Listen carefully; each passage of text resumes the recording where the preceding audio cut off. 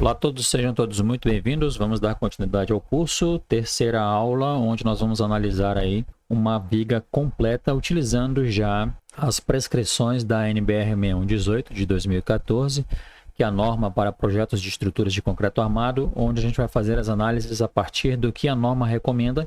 Vamos analisar aquela viga que a gente já fez nas aulas 1 e 2 e trazer ela para dentro de um contexto real, onde a gente estaria dimensionando a viga apenas de uma seção em concreto armado, tá bom? Não vamos ainda adicionar barras de aço, porque o aço eu vou melhorar a apresentação dele nas próximas aulas, para ficar bem claro nessa distinção entre aço e concreto, e depois uni-los em uma seção completa mesmo de dimensionamento geral, tá bom? Seja bem-vindo. Então a gente vai analisar as tensões internas em vigas retangulares de concreto armado. Eu faço aqui uma pequena explicação e aí a gente já começa. Primeira coisa que você tem que ter em mente é o módulo de elasticidade do seu concreto, tá bom? A partir da classe do teu concreto, indo do C20 ao C90, ou seja, 20 MPa até 90 MPa, você vai analisar o gráfico tensão deformação, entender a lei de Hooke.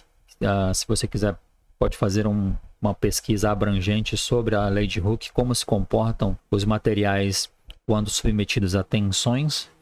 Então, aqui eu vou já direto para onde a gente vai fazer o cálculo, tá? Então, eu tenho o ECI, que é o módulo de elasticidade inicial do concreto. Ele é o alfa-E, que depende do agregado, que multiplica 5.600 MPa vezes a raiz quadrada do FCK. Essa fórmula serve para concretos de 20 a 50 MPa, de acordo com a NBR 6118. Se você for tratar de um concreto mais resistente ainda, a partir dos 50 MPa, você vai mudar a fórmula, tá bom? Então, para FCK de 55 até 90 MPa, você modifica a fórmula. Então, o alfa-E, o agregado, vamos utilizar o alfa-E 1 e um FCK de 20 MPa, tá bom? Então, aquela seção, aquela viga, a gente vai analisar com o concreto mais comum aí utilizado hoje nas estruturas convencionais, de 25 MPa, tá bom? Então, a fórmula, né, dependendo da resistência que você especificar aqui, você vai usar uma ou outra. Então, eu fiz aqui um if else. Se o FCK for menor que 55 MPa, usa a primeira fórmula. Então, é o nosso caso. Se eu adicionar 25 nessa fórmula aqui, ó, 1 vezes 5.600 vezes a raiz quadrada de 25 vai dar 28 gigapascal, tá bom? Ou 28.000 MPa. Aqui eu fiz todos os cálculos para as classes indo do 20 ao 50 MPa, que é a utilização da primeira fórmula. Então eu tenho aqui os resultados para os módulos de elasticidade inicial do concreto até 50 MPa, tá bom? Então aqui, ó, quando ele é 20, quando o FCK é 20, o meu módulo de elasticidade vai ser 25. Quando ele é 25, vai ser 28, como a gente calculou, tá? E no outro caso, para FCKs de concretos classes 55 a 90, você utiliza a outra fórmula. Esses são os resultados. E é claro que a norma, ela te dá uma tabela resumo, tá? Dependendo do FCK, você vai ter um certo módulo de elasticidade final, tá bom? O módulo de elasticidade secante é o alfa-I vezes o módulo de elasticidade inicial, tá? Sendo o alfa-I 0,8 mais 0,2 do FCK sobre 80, isso tem que ser menor ou igual a 1. Então, achei aqui o meu alfa-I, 0,86, para aquele FCK de 25, tá? Então, aqui, ó, a tabela resumo que eu falei para vocês, ó. Quando eu escolho um FCK de 25, eu vou precisar, ou eu vou chegar a um módulo de elasticidade de 28 e um alfa-I de 86, que é o que a gente calculou, olha só. Módulo de elasticidade, quando o FCK é 25, eu cheguei a 28, tá aqui, ó, 28. E o secante 24.15, tá aqui o 24. E o alfa-I 0,86, 0,86. Então, essa tabela, ela tá na própria norma, tá? Você vai encontrar ali questões, o resumo da norma, se você não quiser fazer ou não lembrar do cálculo, tá bom? Da fórmula. Aqui está a tabela resumo. Aí, claro, todas as estruturas elas vão necessitar que você utilize coeficientes de ponderação tanto das ações quanto das resistências. Aqui a tabelinha que está na norma para as cargas, tá bom? Ou seja, aqueles valores de momento fletor e esforço cortante que eu encontrar, os característicos, né? Eu vou ter que multiplicar por um fator que vai aumentar o resultado dessa ação a favor da segurança. Então, tanto para cargas permanentes quanto para cargas variáveis, o nosso gama F é 1.4, tá bom? Então, aqui, eu declarei gama F 1.4. Então, aquele meu momento máximo, que era de 171.5, quando eu multiplicar por 1.4, ele vai para 240.1. Então, esse é o meu momento de cálculo, tá? MD. O D é de design do inglês, tá bom? Então, eu tenho o meu momento máximo característico calculado e eu tenho o momento de cálculo, tá? Que é aquele onde eu majorei, aumentei ele, eu ponderei. A resistência do concreto é o meu FCD, onde eu vou pegar o FCK, que é 25, né, e dividir por um fator de segurança, que também é 1.4, tá bom? Então, eu tenho o gama F, que é a ponderação das ações, e eu tenho um gama C, que é, e o gama S, para o aço, a hora que a gente entrar com o aço nessa seção transversal, por isso que é o concreto armado. Então, no concreto, eu vou utilizar 1.4, e essa diferença de fatores de segurança é em função da confiabilidade do aço frente ao concreto. Então, eu preciso de bem menos folga, né, margem de erro, do que no concreto, porque o concreto ele está sujeito aí a alguns erros, seja na fabricação, seja no traço, seja na brita. Então, isso acaba me dando, né, uma margem de erro bem maior quando eu ensaiar os corpos de prova. A porcentagem que vai variar das resistências, ela é bem maior do que quando do ensaio com o aço, tá bom? O meu FCD, a minha resistência de cálculo do concreto vai ser o FCK, que é 25 dividido por 1.4, eu vou ficar com 17.8 MPa, tá bom? Eu utilizaria essa resistência para verificar as tensões naquela viga, tá bom? Mas a própria norma me manda ainda tirar mais 15% dessa resistência em função do efeito Rush, né? Que são aquelas cargas de longa e curta duração, quando eu tenho longa na estrutura e curta duração quando eu tenho um ensaio do corpo de prova no laboratório. Então, para eu ponderar essas duas diferenças, né, eu utilizo ainda um outro fator, que é, eu vou tirar 15% ainda do meu FCD. Então, aqueles 17, na verdade, vão virar 15 MPa, tá bom? E isso varia de acordo com o FCK que você escolher. FCKs maiores vão tender a tensões, essa viga vai resistir a tensões maiores, porém você precisa ponderar a questão do custo disso. Será que é viável construir estruturas com resistências muito maiores em contrapartida do custo disso? Então vamos fazer a análise aqui. A nossa viga ela tem 20 por 50, né? O momento de inércia dela logo será 0,2083. A distância do centro de gravidade até a fibra superior e inferior é 0,25. Se a viga tem 50, essa distância vai ser metade, então 0,25, né? O meu módulo da seção é pegar o momento de inércia e dividir por esse y. Então eu vou ter aí 0,0083 metro cúbico. A área da viga, colocar aqui para vocês a área da viga. Então a minha tensão de compressão foi de 28 MPa, assim como a tensão de tração de 28 MPa também. O que você já analisa aqui? Se você disse que a tensão máxima que essa viga pode resistir são 15, e quando você ensaiou, pegou o momento de cálculo, dividiu pelo módulo da seção para encontrar a tensão que surgiu nessa viga foi de 28, você vai perceber o seguinte, que você vai verificar, vai ter que fazer algumas correções nessa viga, nesse concreto, seja na seção transversal ou na resistência do concreto. Por quê? A tensão que está agindo na viga é maior do que aquela que ela resistiria de fato. Então aqui, para a flecha, a gente já tinha visto que é ok, né? Para a flecha, a gente viu na aula passada, mas ela não passou em função das tensões.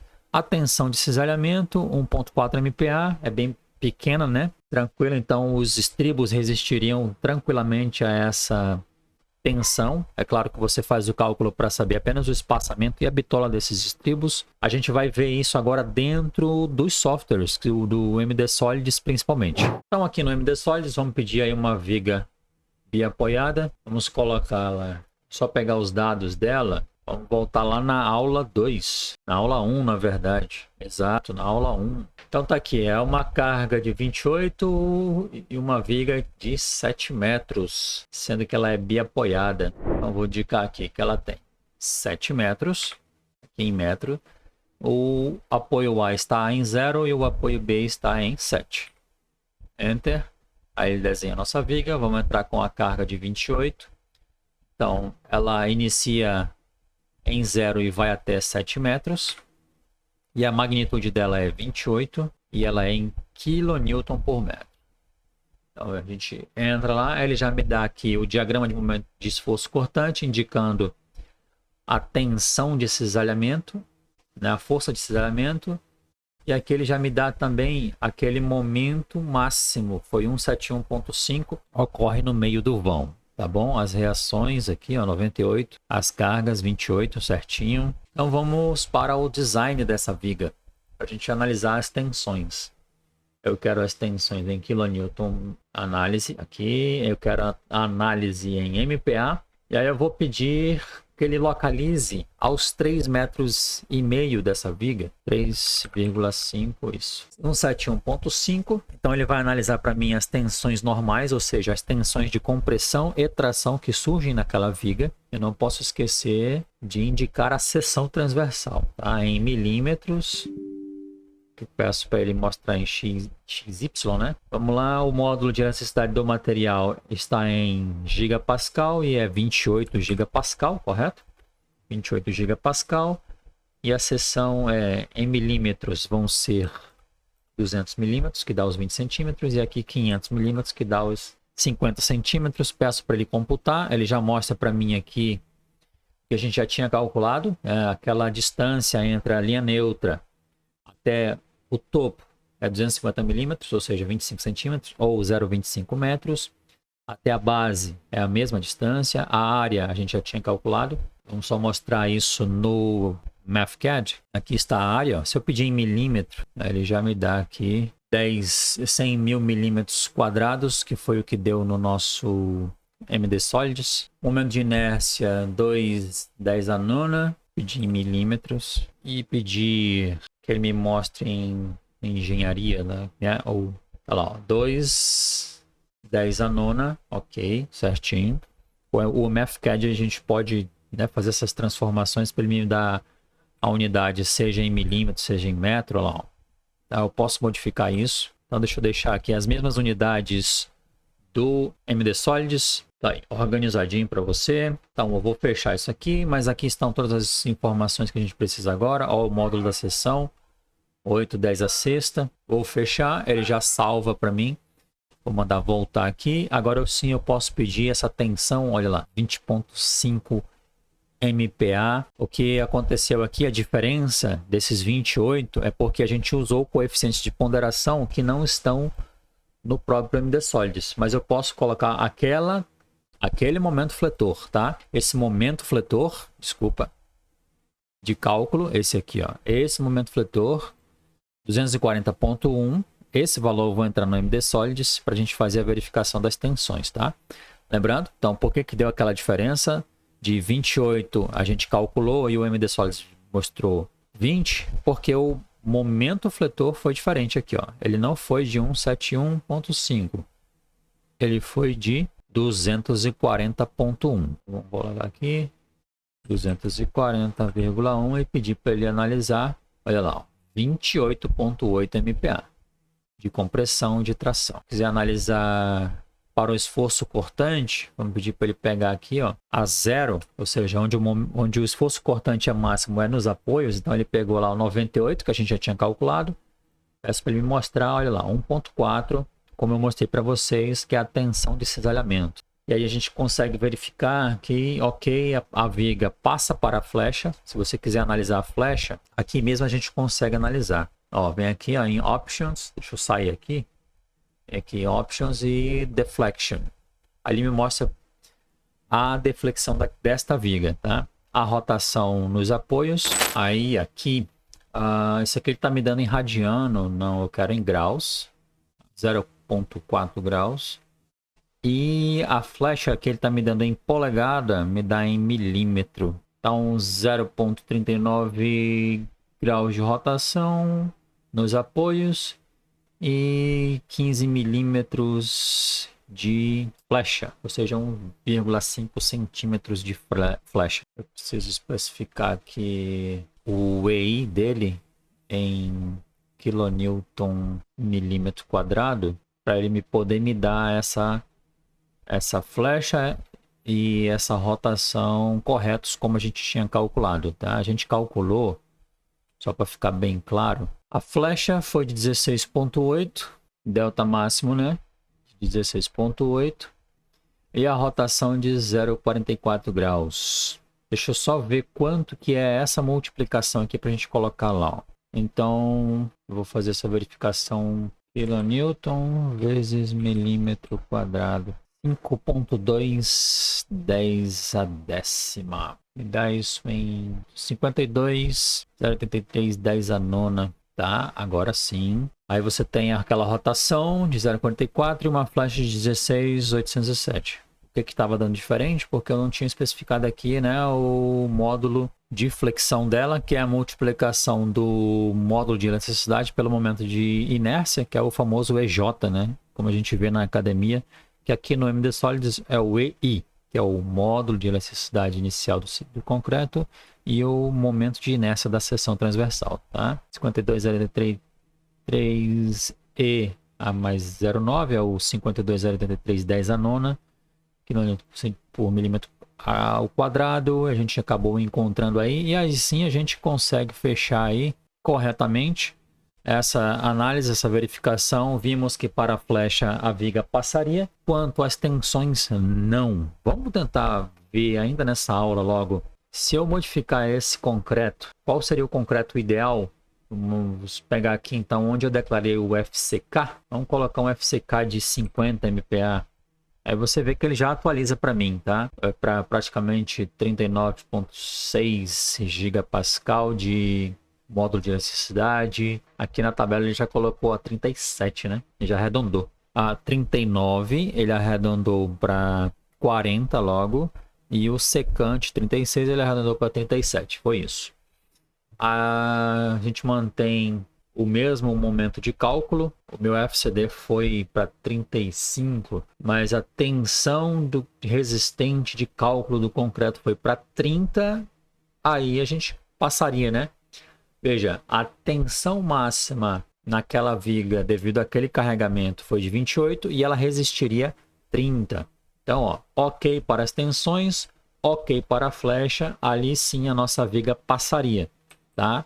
Mas veja o custo disso, de você produzir um concreto de 50 MPa. Será que se eu alterar não o FCK, mas a seção transversal, a gente teria uma melhoria aí, uma eficiência melhor? Vamos fazer isso. Vamos modificar essa viga, vou colocar aqui 250 milímetros. Ah não, aqui ele só repetiu. Na verdade a declaração está aqui na outra aula. Aqui, ó, vamos aumentar para 0,25 e aqui vamos aumentar para 0,6. Então uma viga 25 por 60.